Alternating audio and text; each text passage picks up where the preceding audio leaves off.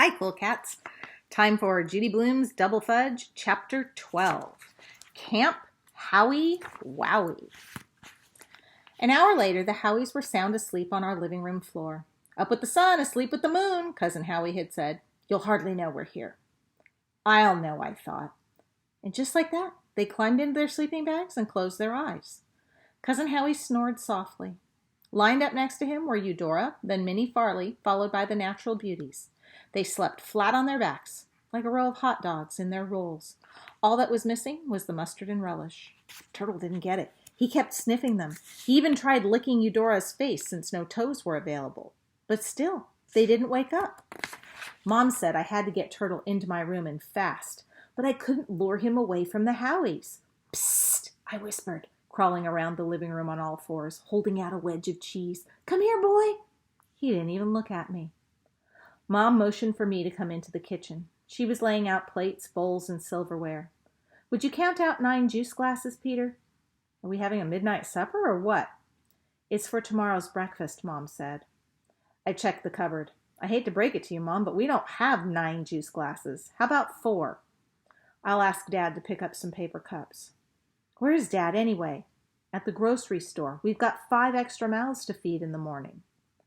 When the phone rang, Mom grabbed it on the first ring. I'll take it in the bedroom so I don't wake our guests.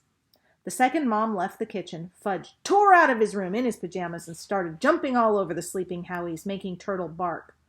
And still they didn't stir. Maybe they're dead, Fudge whispered to me. They're not dead. How do you know? Because they're breathing. Be quiet and you can hear them. Fudge listened. Then he said, It's better to breathe, right, Pete? Yeah, it's definitely better to breathe. Remember when I wanted to be a bird breather when I grow up? That was a bird breeder, I reminded him. Oh, right, a bird breeder. He watched the Howies for a minute and then looked up at me. This is fun, isn't it, Pete? No, I told him. It's not fun. He followed me into the kitchen. How come? How come? I repeated. I'll give you 5 reasons. But Pete, Grandma says the more the merrier. Grandma's full of sayings. You don't have to believe all of them. But I do. He dragged a chair over to the counter, climbed up, opened the snack cupboard, and pulled out a pack of rice cakes. It's like a giant sleepover, isn't it? I could think of plenty of words besides sleepover to describe the situation, but none that were appropriate to say in front of him. When Mom came back into the kitchen and found Fudge stuffing his face, she scooped him up and carried him back to his room, where he started singing, The moon belongs to everyone, the best things in life cost money. The stars belong to everyone, they're all so bright and funny. Money, money, money, funny, funny, funny, bunny, bunny, bunny, honey, honey, honey. A minute later, Turtle was howling. He loves to sing along with Fudge. I was glad Uncle Feather was still on strike. A trio would have been more than I could take tonight. If I'd gone to bed then, I'd probably have been okay. Annoyed, but okay. I mean, suppose The Simpsons were on tonight and I wanted to watch. Our only TV is in the living room. And then I started thinking, wait a minute. Suppose my science teacher told us to watch a show on the Discovery Channel and we were going to discuss it in class tomorrow. She did that once. But this time, I wouldn't be able to answer her questions. And my teacher would say, You should have told me you don't have a TV, Peter. And then Sheila Tubman's hand would shoot up. I happen to know the Hatchers have a TV, Miss Defoe, she'd blab. It's in their living room. And then I'd have to explain that I couldn't watch because our living room had been turned into a sleepaway camp. What camp is that, Miss Defoe would ask, and I'd have to think fast to come up with some name. Camp Howie Wowie, I'd tell her, and then everyone would laugh. The longer I thought about it, the more worked up I got. My heart started beating faster. My mouth dried out. The palms of my hands were getting clammy. And still, I couldn't tear myself away from those sleeping Howies. It was like one of those bad dreams where you want to run, but you can't. It was like my feet were glued to the floor. I could feel the anger broiling up inside me. Any second I would burst, and it would come pouring out like lava from a volcano. Just go to bed, I kept telling myself. But my feet refused to listen to my brain. Finally, I forced myself to break away. I tore down the hall to the bathroom, shut the door behind me, and leaned against it. But when I saw the 5 towels lined up in a row, 5 toothbrushes all in a row, 5 toothbrushes, and not to mention the giant economy-sized bottle of vitamins. I just lost it. I mean, totally. I grabbed the towels and threw them to the floor, one after the other, and then I trampled them like I was trying to kill some gigantic roach. Ah! This strangled sound came from deep inside me as I swept the hairbrushes off the counter. I kicked at them as if they were poisonous snakes. Ah! I'd turned into a raving lunatic. No, worse. I'd turned into my brother at the shoe store. And then I caught a glimpse of myself in the mirror. My face was red, my eyes wild. I looked like some demented guy in a scary movie. In the back of my mind, I heard Cousin Howie talking. What do we do when we get carried away? And the natural beauty's answering, we stop and count to 10. And if that doesn't work, we count to 10 again. So I started to count. When I got to 10, I took a deep breath. And then I started all over. In the mirror, I saw my facial expression return to normal. I couldn't believe I'd used Cousin Howie's method to control my anger, or that it actually worked. But it did. I shook out the 5 towels and hung them up again. Probably no one would notice since they were dark gray.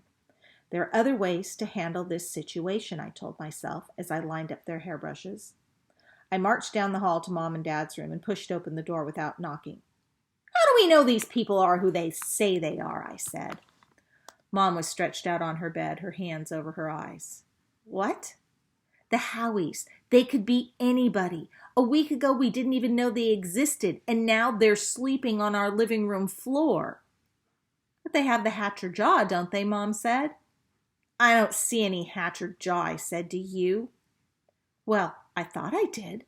Mom looked worried for a second, and then she shook her head and waved her hand. Oh, this is silly. Of course they're Dad's cousins. Hey, it's okay with me if you want 5 strangers sleeping on our living room floor. They're not strangers, honey, Mom said. They're family. No one but Cousin Howie ever called Dad Tubby. She put an arm around my shoulder. You should get to sleep. I'd just like to know one thing, Mom. What's that? Why do you and Dad have to invite them to stay here? We don't have room for 2 extra people, let alone 5. Well, they more or less invited themselves. We were quiet for a minute, and then Mom said, this is really important to Dad, so let's make the best of it, okay? Important how? Mom said, when Dad was a boy, his mom got very sick. She did? Mom nodded. Cousin Howie's parents were wonderful. Dad spent the whole summer with them, and for a while he and Cousin Howie were as close as, well, you and Jimmy. How come I never heard this story before? I guess Dad doesn't like to talk about that time in his life. It was hard on him. Did his mother get better? She did, for a while. I wish Dad would tell me these things. He doesn't like to upset you. Yeah, but how am I supposed to understand anything if he won't talk about it? Maybe someday he will, Mom said. By then it'll be too late. I hope not. She reached out and ruffled my hair. I understand that having 5 almost strangers sleeping on the living room floor doesn't give you or any of us much privacy, but it's just for a night, 2 nights at the most. We'll get through it. And then she leaned over and kissed me. Sometimes I don't let her, but this time I did. I kept hearing Mom's voice saying, it's just for a night, 2 nights at the most. When I woke up the next morning, the Howies were already in the kitchen making themselves right at home. Eudora at the stove scrambling eggs, Howie tending the toaster. Minnie was seated on the counter next to the sink breaking eggshells and sticking to them his nose and forehead. This kid is as weird as Fudge, I thought. The natural beauties were at the table gobbling Dad's cereal. Fudge sat at his usual place counting out his Cheerios. Mom stood by dressed in her whites, ready to go to work. She didn't look happy. I happen to know Mom doesn't like other people taking over her kitchen. She's okay with Grandma cooking here, but that's her limit. Our kitchen isn't exactly roomy. We have a small table shoved up against the wall.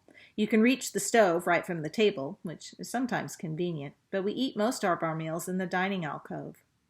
I poured my glass of orange juice and took the last chair at the table. Good morning, Peter, Eudora said. We've been talking about you. Me? What were they saying about me? We were just saying that maybe you could take Flora and Fauna to school with you today. What? I can't have heard right. I must have water in my ears from my shower. They'd like to see you in New York City School, Eudora continued. This required quick thinking. school doesn't allow visitors, I said, hoping Mom would help me out of this one. That's right, Mom told Eudora. They won't allow in anyone who hasn't previously registered. Schools have very strict policies in New York. And tight security. I threw that in just to make sure they got it. Besides, I said to the natural beauties who were filling their bowls with a second helping of Dad's cereal, I thought you were homeschooled. We are, Flora began, but that doesn't mean we don't visit schools, Fauna said. Besides, we've been studying foreign cultures, Flora said. This is New York, I told them. It's not a foreign culture. It is to us, Fauna hiccuped. Sorry, it's the orange juice. She's used to fresh squeezed, Flora said. Mom rolled her eyes and poured herself a second cup of coffee. I was trying to figure out if there's a pattern to the way the natural beauties speak. Does Flora start every time or only sometimes? Is Fauna the one who always finishes? So far, I haven't been able to come up with anything clear. And trying to figure out who was saying what was making me tired, even though my day had hardly begun. Cousin Howie set plates of eggs and toast in front of each of the natural beauties. That's when he noticed Dad's cereal box and Flora and Fauna's empty bowls. What have you girls been eating? He asked, grabbing the box from the table. It was one of those cereals that promises to keep adults young and fit and regular. Cousin Howie began to read the box aloud from the list of ingredients on the side. Artificial sweeteners, artificial flavors. He looked at the girls. Repeat after me. I know better than to poison my body with unnatural ingredients. They repeated it. One more time, Cousin Howie said. We know better than to poison our bodies with unnatural ingredients. That's better, he told them. Now eat your eggs. But Daddy, Flora began. We're not hungry anymore, Fauna said. Not hungry? Cousin Howie asked. Not hungry?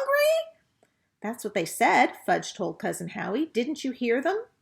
Cousin Howie's face turned red, then purple. Fudge, let's remember our manners, Mom said. I am remembering my manners. If Cousin Howie can't hear, I'll help him, just like I helped Mrs. Osterman. I can hear just fine, Cousin Howie shouted. Eudora said, Let it go, Howie. The girls will have a healthy breakfast tomorrow. Why don't you eat their eggs and toast instead? You can sit here. I jumped up to give him my place at the table. Thank you, Cousin Howie said. Turtle, who'd been under the table, looked up at Cousin Howie and whimpered, letting him know he'd be happy to share the eggs. That's when Dad came into the kitchen carrying Tootsie. He set her in her baby seat. O's, she said, pointing to Fudge's cereal box. Dad sprinkled Cheerios on her tray. Flora said, Oh, she's so cute, Fauna hiccuped loudly, making Tootsie laugh. Her name is Tamara Roxanne, Fudge announced, and I'm not telling what we called her. I bet I can guess, Fauna said. Tammy? Wrong, Fudge sang. Roxy? Flora guessed. Wrong again. Mara? Fauna tried. Nope, Fudge laughed. I was thinking they were all better names than Tootsie, but I didn't say so. Here's a hint, Fudge said. It's the name of a candy. We don't eat candy, Flora said. Not even on Halloween, Fudge asked. Not even then, Fauna said. That's why our teeth are perfect. And Flora opened her mouth really wide so we could admire her teeth. We've never had a cavity. But you eat ice cream, Fudge said. I saw you. And hot fudge, I added, thinking we caught them. Daddy says ice cream is one of life's necessities, Flora said. And hot fudge is a family tradition, Fauna said. Daddy's very big on family traditions, Flora said. Big, said Tootsie, spreading her arms. So what do you call this precious girl, Fauna asked.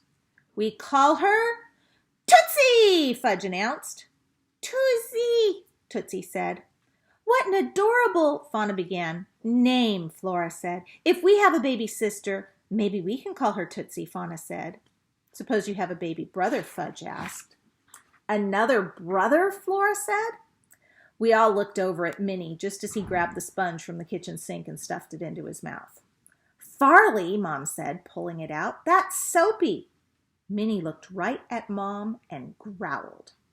The second I finished breakfast, I was out of there. For once, I couldn't wait to get to school, where I wouldn't have to think about the Howies for the rest of the day. With any luck, they'd be gone by the time I got home. Instead, halfway through homeroom period, as Mr. Shane was making a morning announcement, the door to our classroom opened and the principal, Ms. Rybeck, came in with two girls wearing turkey purple dresses. This can't be happening, I told myself. It's a bad dream. Any minute I'll wake up and start my day again. I know the natural beauties can't be at my school standing in front of my homeroom class. I know it because we have tight security. Strangers aren't allowed. And I squeezed my eyes shut. Okay, I told myself. When I open my eyes, they'll be gone. The only person standing in front of the class will be Mr. Shane. I'll count to 3. I'll count really slowly.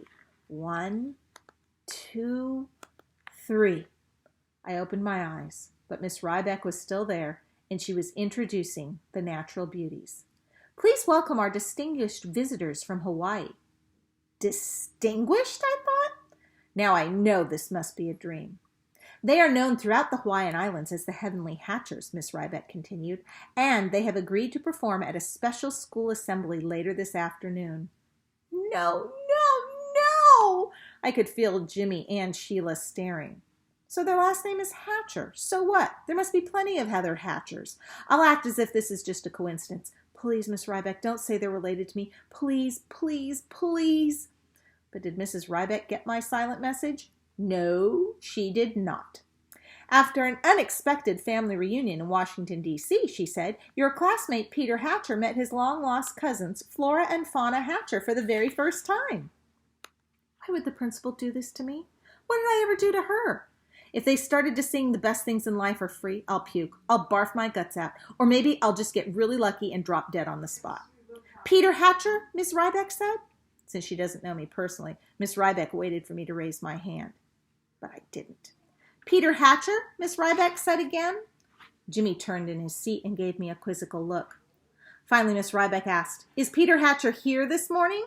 Sheila's hand shot up. He's right over there, Mrs. Rybeck, and she pointed at me. Now all the kids turned and stared. Oh, good, Mrs. Rybeck said. I sank lower and lower and lower in my seat, hoping if I slid down far enough I'd become invisible. Instead, I fell over and hit the floor. Everyone laughed, including the natural beauties.